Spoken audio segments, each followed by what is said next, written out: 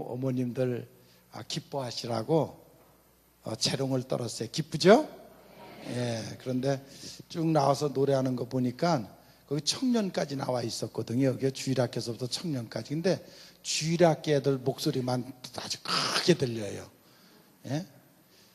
이 머리가 굵을수록 은혜를 잊어먹은 것 같아요. 그래서 은혜 노래가 서서히 사라지고 주일학교 애들만 열심히 은혜 받은 거, 부모의 은혜에 정말 감사해서 노래 부르는 것 같은 그런 느낌을 받았습니다. 오늘이 어버이 주일입니다. 어떻게 보면 부모를 공경하라는 말이 허공에다가 대고 하는 소리 같고 좀 그런 느낌을 많이 받습니다. 그러나 이것은 하나님의 계명입니다. 이 세상 마지막까지 우리가 외쳐야 될 하나님의 계명인 것을 믿으시기를 바랍니다. 현대 윤리에 고민이 있다고 그러면 그것은 모든 것이 변한다는 것입니다. 변하는데 너무 빨리 변한다는 것입니다. 빨리 변하는데 뿌리까지 변하고 있다는 것입니다. 근본까지 변하고 있다는 것이 이 시대를 살아가는 우리들의 고민이기도 합니다. 정말 변하는 것과 변하지 않는 것, 상대적인 것과 절대적인 것, 문화적인 것과 초문화적인 것 중에 우리는 정말 지혜롭게 무엇인가를 잘 선택을 해야 된다는 것입니다. 변하는 속에 불변하는 것들도 있습니다. 상대적인 것 속에 절대적인 것도 있다는 사실을 우리가 결코 잊어서는 아니 된다는 것입니다. 문화적인 것에서 초문화적인 새로운 것을 창조해내는 지혜도 또한 필요한 시대이고 또한 그것이 현대 윤리의 방향을 설정해 가기도 하고 있습니다. 여기에 우리의 신앙의 고백이 있고 또 다 변해도 변하지 않아야 할 것들을 우리는 찾아서 지켜야 될 책임이 의무가 또한 우리에게 있다는 것입니다. 세상은 계속 세월과 함께 변해가고 있습니다. 문제는 이 변함이 어느 방향으로 변해가고 있느냐 하는 것입니다. 이 변화의 역사를 지금 또 어느 세력이 지금 이끌어가고 있느냐 하는 것입니다. 또 우리는 왜 변해야만 되는가 하는 사건인 것입니다. 변화의 의미를 어디에 있으며 이 변화 속에 지금 우리는 어떤 패턴을 가지고 무엇을 찾아서 지금 우리가 살아가고 있느냐 하는 것입니다. 이것이 우리 모두의 고민인 것입니다. 도대체 우리는 지금 계속 변하고 있는데, 아니 세상은 계속 변해가고 있는데 이 세상의 변화의 방향이 지금 어쪽을 향해서 가고 있느냐는 것입니다. 우리가 먼저 알아야 될 것은 이 세상의 모든 변화가 아주 근본적인 것은 극단적인 개인주의로 변해가고 있다는 것입니다. 극단적인 개인주의, 그 개인주의로 이 세상이 지금 변해가고 있다는 것입니다. 가정이 파괴되는 것도 부모와 자식 간의 대화가 이루어지지 아니하고 충돌이 이루어지는 것도 바로 개인적인 극단적인 개인주의 때문입니다. 그래서 가정이 깨지고 부모와 자식 간의 대화가 이루어지지를 않고 있습니다. 여러분 스스로는 지금 한번 깊이 생각해 봅시다. 나는 정말 개인주의에 빠져 있지 않은가? 한 번쯤은 생각을 해야 됩니다. 또 하나는 또 무서운 주의가 하나가 있는데 평등주의입니다. 이것을 때로는 인권이라고 말하기도 합니다. 이 극단적인 평등, 인권이 동성연애를 합법화하는 데까지 가는 정말 동물의 세계로 인간을 이끌어가는 그러한 방향으로 빠져가는 그러한 모습을 우리가 또한 볼 수도 있습니다. 이 평등주의 때문에 상하의 관계가 무너졌습니다. 모든 것은 수평적 관계로 바뀌었습니다. 그래서 윗사람도 없고 아랫사람도 없습니다. 존경할 사람은 물론 더 없습니다.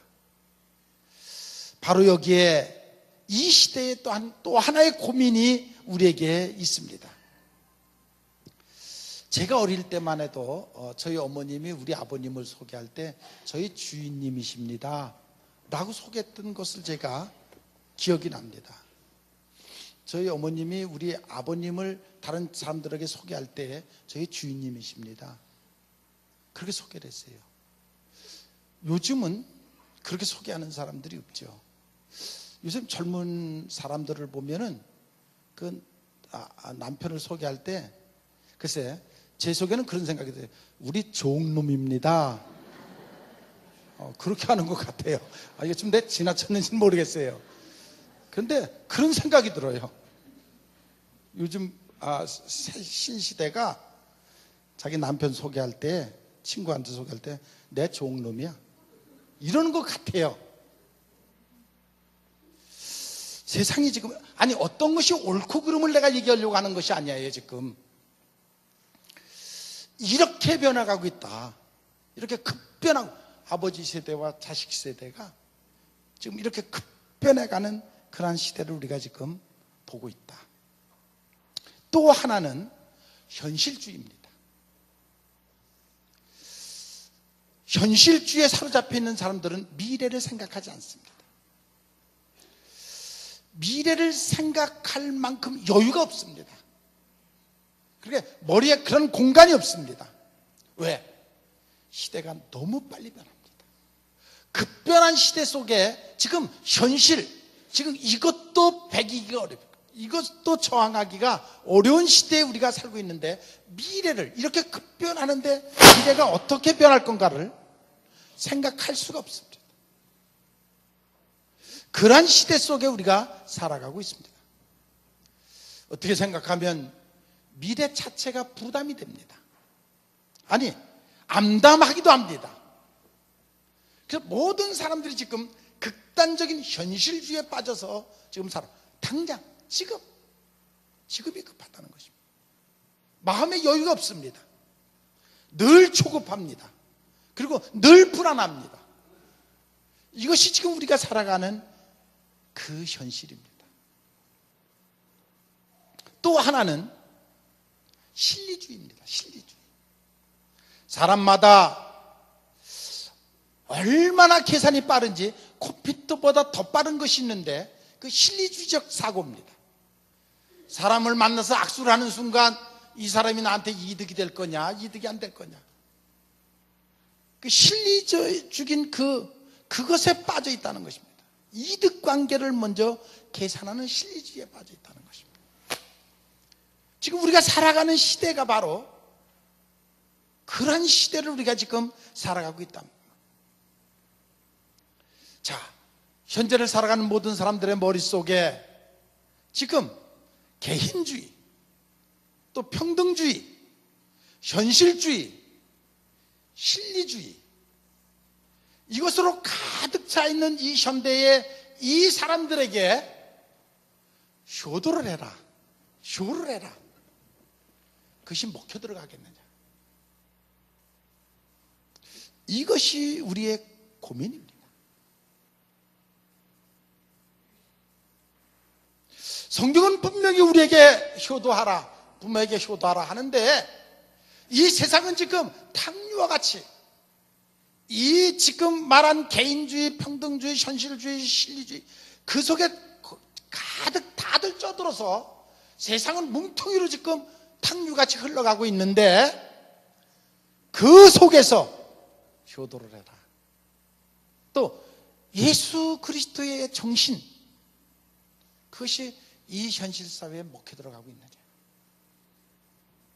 이것이 이 시대를 살아가는, 특별히 예수를 믿고 살아가는 우리들에게 공통된 문제가 아닐 수 없습니다. 어떻게 생각하면 현대인들이 볼 때는 효라는 것은 군주주의 때의 유물, 옛날 사람들이나 하는 유물이지, 그게 이 시대에 무엇이 필요하느냐라고 말할 수도 있습니다. 젊은이들의 사고 속에, 철학 속에 어필될 수 없는 그런 것입니다. 효를 안 한다고 해서 형무소에 갈 것도 아니고, 또 효를 안 한다고 해서 누군가가 질책할 사람도 요즘은 없습니다. 그런 시대를 우리가 살아가고 있습니다. 인간과 동물을 비교할 때에 그래도 인간이 동물보다 나은 것은 간혹 모성애라는 것이 있다라고 말을 합니다. 그런데 동물의 세계에도 모성애는 있습니다. 보면 동물들도 어렸을 때는 엄마가 다 보호합니다. 그리고 다 키워냅니다. 고슴도치도 제 자식은 잘 키워냅니다. 인간이 다른 점이 있다 그러면, 동물의 세계와 조금 다른 점이 있다 그러면, 인간은 생각을 하면서 부모의 은혜를 기억할 수가 있습니다. 그것이 동물과 좀 다릅니다.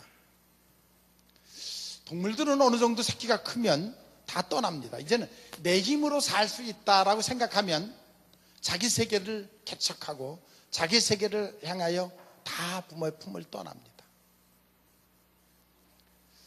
그런데 동물보다 못한 인간은 나이가 많이 먹어도 성숙하지 못하고 자라지 못해서 끝까지 부모를 의존하는 그런 사람은 동물보다도 못합니다. 부모를 끝까지 의존하고 부모 품에서 끝까지 의존하고 그것을 부모의 사랑을 받으려고 하는, 사랑 자체를 어떻게 표현하냐는 것은 아무튼 다르지만 그런 것은 동물보다도 못합니다. 이제 어느 정도 성숙해지고 키워줬으면 은혜를 알고 은혜를 갚아야 그것이 인간다운 것이지, 부모의 은혜에 대해서 보답하고 갚으려고 하는 마음이 있는 것이 그것이 성숙한 인간의 모습이지, 끝까지 부모를 의존하려고 하는 것은 그것은 동물보다도 못하다. 우리는 세월이 가면 갈수록 부모의 사랑을 더 깊이 깨달아야 됩니다. 오늘 읽어드린 성경 말씀에 주 안에서 순종하라는 말이 있습니다. 그것이 옳으니라. 이 옳다는 말이 헬라 말로는 그것은 당연한 것이다 라는 말이에요. 부모를 공경하는 것은 당연한 것이다 라는 말이에요. 효는 선행의 공로가 아닙니다. 그것은 지극히 당연한 것입니다. 이 시대가 지극히 당연한 것을 안 하는 시대, 못하는 시대입니다. 그래서 누가 선을 행하면, 아니 잊어먹은 돈을 찾아주면 대단한 선을 행했다고 상을 주고 그럽니다. 아니 그 당연한 것입니다. 누가 위기에 처했으면 그 사람을 그 위기에서부터 보호해 주는 것이 당연한 것입니다. 근데 그것이 선행의 상을 받습니다.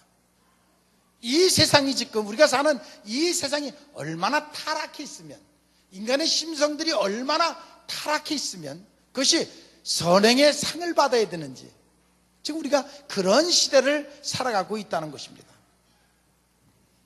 효라는 것은 마땅히 행할 것입니다. 아니면, 행하지 않으면 인간답지 못한 것입니다. 인간다우려면 당연히 행해야 되는 거예요. 마땅히 부모의 받은 은혜에 대해서 보답하는 것입니다.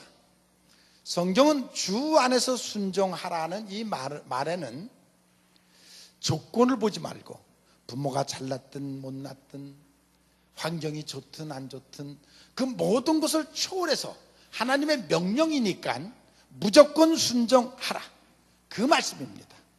어떠한 여건 속에서도 순종하라는 것입니다. 이것이 효에 대한 하나님의 계명입니다. 하나님께서 우리에게 주신 모든 계명은 우리 자신들을 위해서 주신 것입니다. 왜? 그것을 지키는 자에게 복을 주시기 위해서, 그래서 주신 것입니다. 믿습니까? 그래서 우리에게 그렇게 하라 명령하신 것입니다. 우리 어릴 때, 제가 어릴 때 자랄 때 보면 그때는 부모들이 그냥 많이 때렸어요. 또 살기가 어려워서 그랬는지 아버지들이 술을 많이 먹었어요.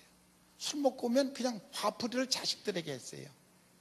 그래갖고 딸들이, 죄 없는 딸들이, 또 그것도 큰 딸이 매일 아버지한테 얻어맞고, 술김에 술 취해갖고 딸 때리면 얻어맞고 도망 나와가지고 굴뚝 뒤에 가서 숨어갖고 아버지 잠들 때까지 기다렸다가 아버지 잠들면 얼른 또 아침에 아침상 잘 차려서 아버지 대접합니다. 어저께 그렇게 얻어맞고선도 그 아버지 상 또 밥상을 아침에 차려줘요. 그거 당연한 것인 줄 알았어요. 그때의 딸들은 그것이 당연한 줄 알고 그렇게 부모를 섬겼어요. 요즘은 학교에서 선생님들이 가르치기를 아버지가 때리면 경찰서에 고소해라. 그렇게 가르쳐요.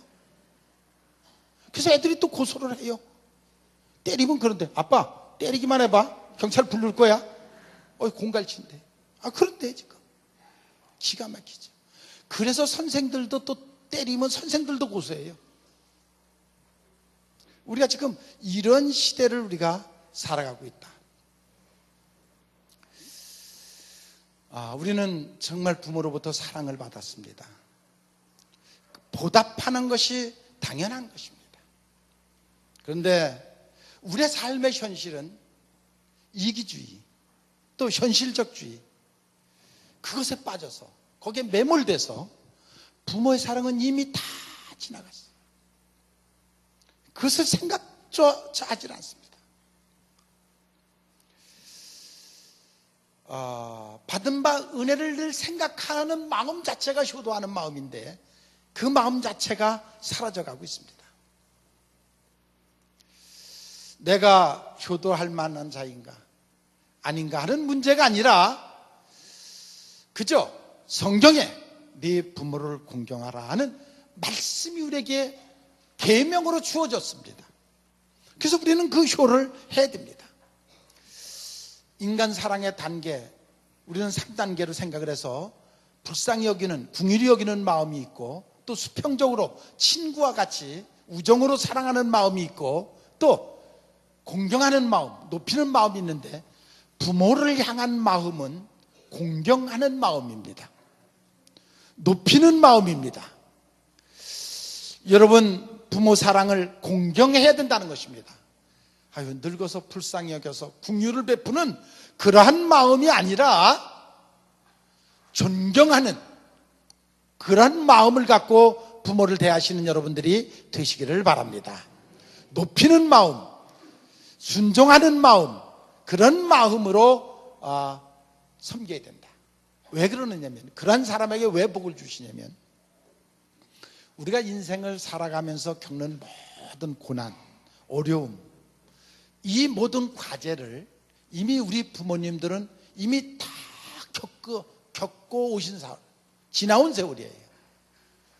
정말 눈물을 흘리고 정말 피땀을 흘리면서 그 고난의 모든 역경을 다 희생을 하면서 겪고 오신 분들이에요.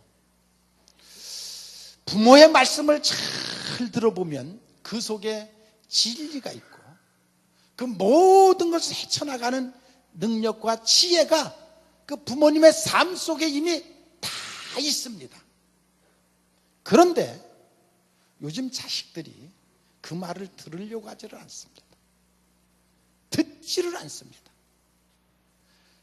그 부모가 이미 살아온 그 모든 과정의 세계를 진지하게 받아들이면 그 모든 어려움을 헤쳐나갈 수가 있고 또 건너뛸 수가 있는데 자식들이 그 부모의 지혜의 세계를 받아들이려고 하지 않고 믿으려고도 하지 않고 들으려고 하지도 않습니다. 그래서 그 부모가 걸어온 똑같은 고난의 길을 똑같이 걸어가고 있습니다. 부모와 자식 간의 DNA가 물려받기 때문에 거의 비슷한 인생길을 살아갑니다. 물론 다 똑같은 건 아니지만 엄마 아빠가 합쳤기 때문에 다 똑같지는 않지만 거의 부모가 살아가는 인생길을 비슷하게 살아가기 때문에 정말 지혜로운 자식은 부모의 말을 아버님이 살아온 인생길을 잘 듣고 잘 깨달으면 정말 복 있는 길을 살 수가 있는데 요즘 자식들이 들으려고 하지 않습니다. 그래서 요즘은 이번에 우리가 대통령 선거 치르면서 봤잖아요. 부모 세대하고 자식 세대하고 옥바자로 늘 나가는 걸 보잖아요.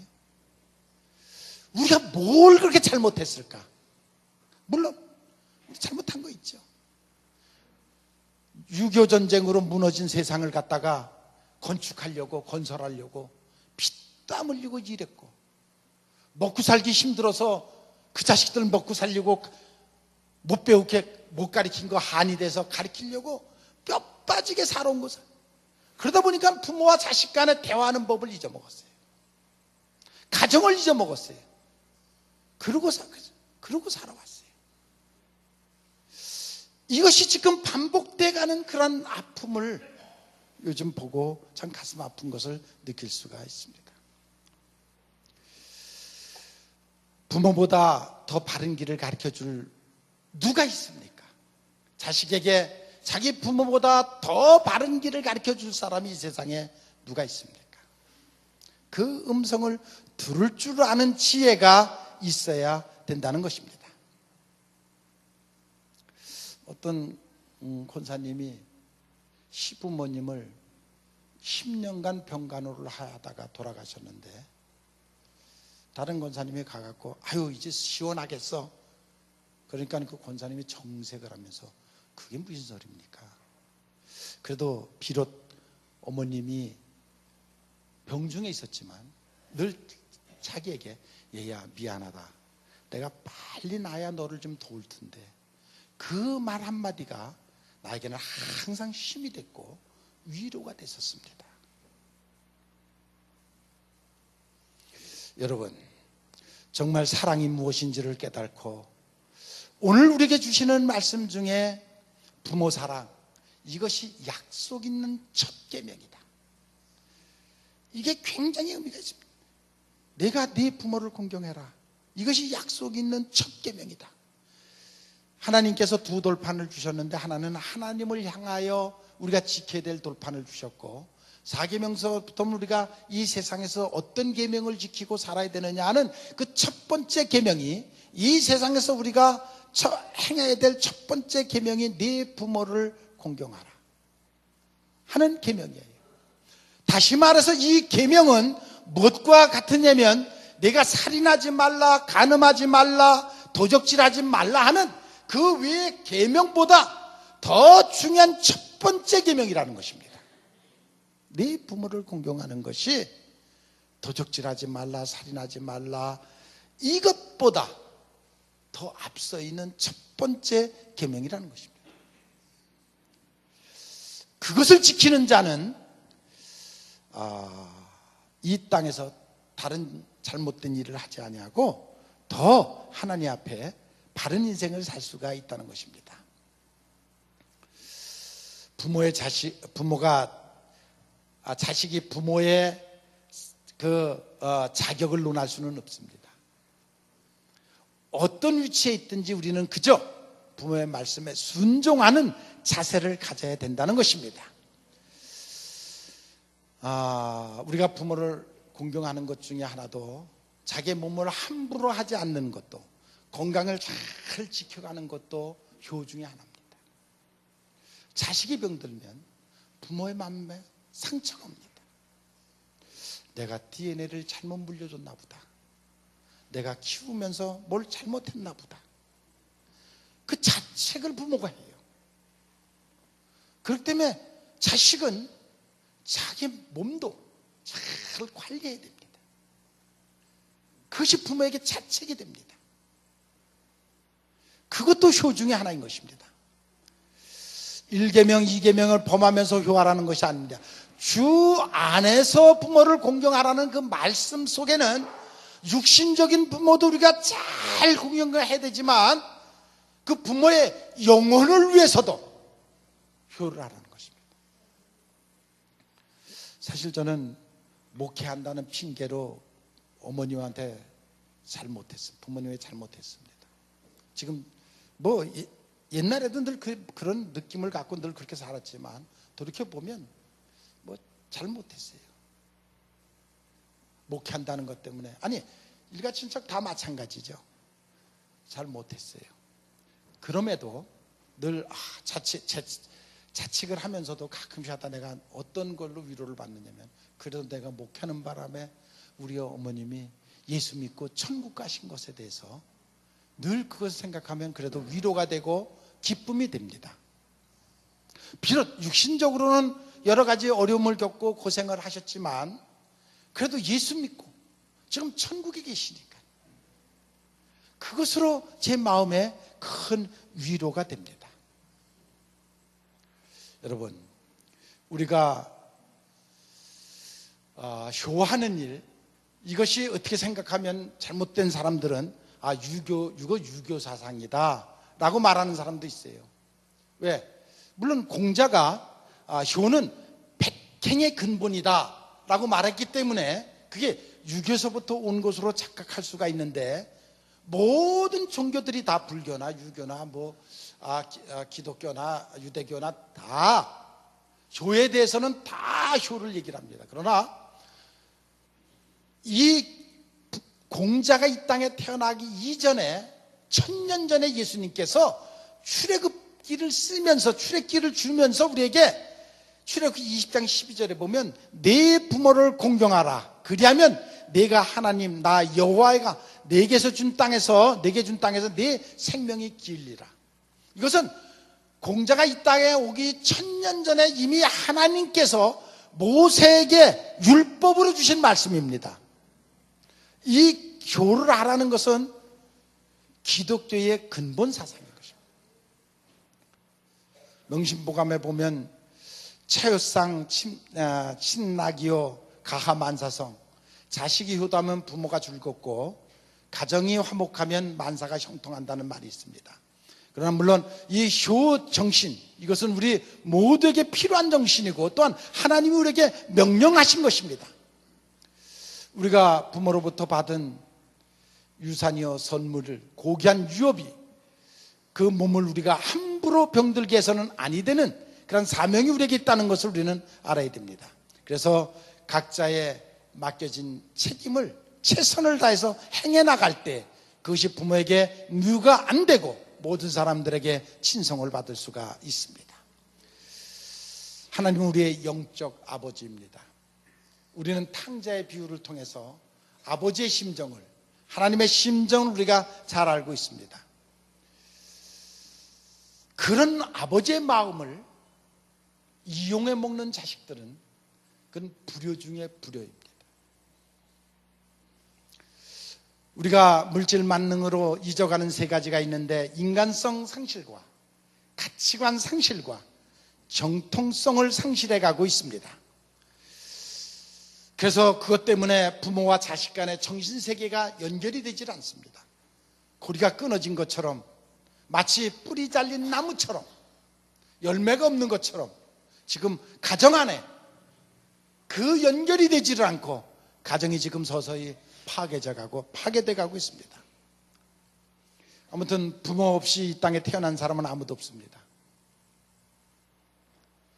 우리 손녀를 보니까 벌써 2cm 손톱만 할 때에 사람의 형상이 살아 찍히더라고요. 어머니 뱃속, 엄마 뱃속에서 이 손톱만 할 때에 사람의 형상이 찍히더라고요. 손가락만 할 때 7cm 정도 자라니까 심장이 막 뛰는 것이 보이더라고요. 그 소리가, 심장 뛰는 소리가 들리더라고요. 그 생명을 10개월 동안 뱃속에서 품었다가 출산의 아픔을 겪고 유아기를, 아동기를, 소년기를, 청년기를, 그리고 결혼까지 시켜서 가정까지 이루게 있도록 헌신하신 부모의 은혜, 그것을 잊어서야 되겠네요.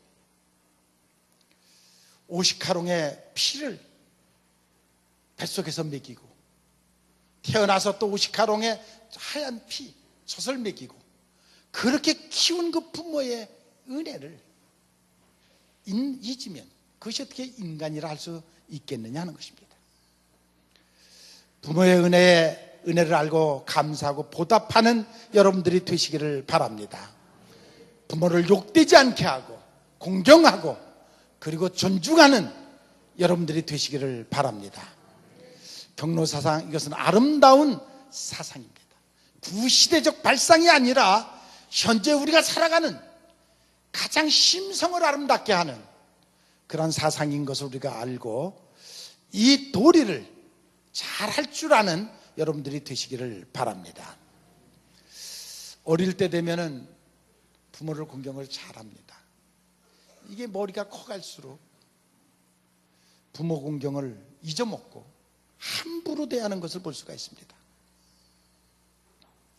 부모로부터 받은 은혜와 사랑을 엄연한 현실이고, 정말 아무리 이 세상이 개인주의, 평등주의, 현실주의, 실리주의에 빠져간다 할지라도 잊어야 될 것과 잊지 않아야 될 것, 그것을 구별할 줄 알아야 되고, 분명한 부모에 대한 은혜와 감사는 잊지 않는 여러분들이 되시기를 바랍니다.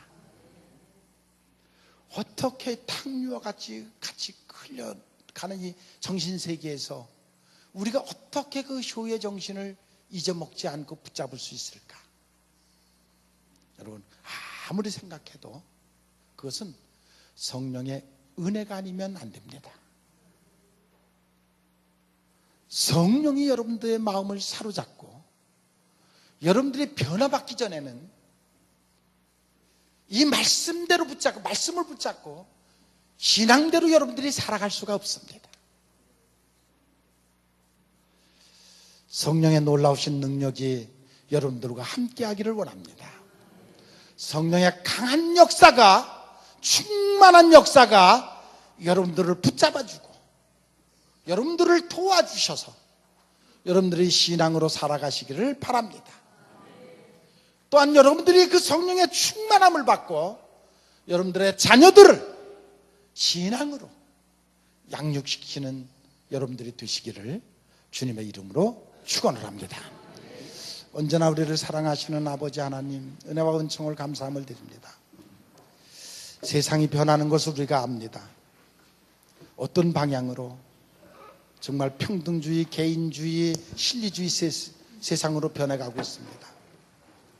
그래서 우리가 양심을 잊어먹고, 또 우리가 사랑을 잊어먹고, 가정을 잊어먹고, 하나님 모든 것을 지금 우리가 상실하고 있습니다.